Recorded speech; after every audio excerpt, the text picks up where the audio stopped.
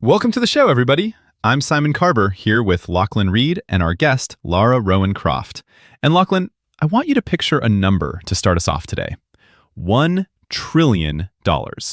According to analysts at Goldman Sachs, that is how much capital expenditure is expected to flow into AI infrastructure, data centers, chips, power grids, over the next several years. $1 trillion. Mate, to put that in perspective, that is roughly the entire annual GDP of the Netherlands. Just being poured straight into server farms and cooling systems. Exactly. A Netherlands-sized bet. But here is the tension we are looking at today. We have 2 years of the world being told that this technology will revolutionize productivity and permanently change the economics of labor. But what happens if the technology is incredibly fast, yet still more expensive than a human being? And that is where the narrative collides with the balance sheet, Simon. If you look at the recent public findings discussed by Jim Covello, the head of global equity research at Goldman Sachs, he pointed out a fascinating dynamic. They found instances where AI systems were successfully completing complex tasks faster than human workers, but costing up to 6 times as much once you fully factored in the compute and infrastructure expenses. Wait, 6 times as much? So we're building $1 trillion worth of infrastructure to do a job faster, but at a 600% markup? Yes, because what is actually happening here is what I call efficiency without economic efficiency. People confuse speed with margin. An AI model might draft a complex financial summary in 4 seconds instead of 4 hours. That is operational efficiency. But if the energy, the API calls, the data storage, and the required human quality assurance cost more than paying a junior analyst to just write the report, that is economic failure. That is such a brilliant way to put it, Lara. Efficiency without economic efficiency. It perfectly explains this phenomenon I've been seeing across corporations right now, which is just pure AI theater. AI theater? Like putting on a show for the investors? Exactly that. Externally, these companies are putting out press releases about their massive AI transformations. They want to look like they're surfing the bleeding edge. But internally, behind the curtain, they are absolutely choking. They are struggling with hallucination risks, legal exposure, massive integration complexity, and those high compute costs Lara just mentioned. They're trying to govern a sports car with the brakes of a bicycle. And Simon, this AI theater is bleeding straight into the real-world labor market right now. We are seeing a strange, silent workforce freeze.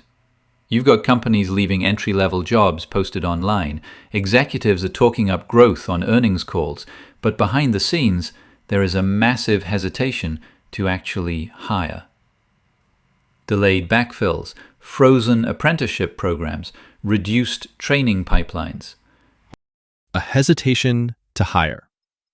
So the real danger right now isn't that a robot is literally sitting at your desk doing your job. The danger is corporate paralysis. They are pausing human investment because they are waiting for the AI economics, that 6 times cost multiplier, to finally drop. Precisely. They feel trapped between market expectations and operational reality. Public companies must appear AI forward to keep their valuations up, even when the underlying economics are completely unproven. And if you step back and look at the pattern, Simon, this mirrors the early 2000s dot-com bubble almost perfectly. The dot-com bubble, where you had Pets.com spending millions on Super Bowl ads before they even figured out how to cheaply ship a bag of dog food. Exactly. The internet itself did not fail. E-commerce obviously became the foundation of the modern economy. But the early assumptions about timing, profitability, and valuation failed spectacularly. The expectation ran 5 to 10 years ahead of the infrastructure's ability to actually deliver a profit. We are seeing the exact same premature assumptions about labor replacement today. So if we are in that gap, that messy middle where the tech is real, but the economics are a mirage, what survives after the hype cools down? Who are the workers that make it through?